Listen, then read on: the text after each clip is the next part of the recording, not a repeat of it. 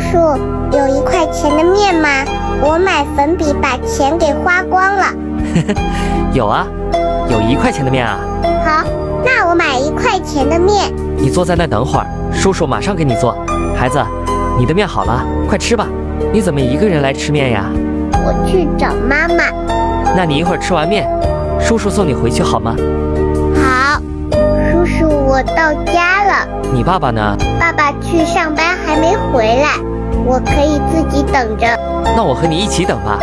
你这是去哪里找妈妈了？把自己弄得跟小猕猴似的。妈妈在墓地睡觉。这样，以后要是爸爸没空，叔叔陪你去好吗？好，我好想妈妈再抱抱我。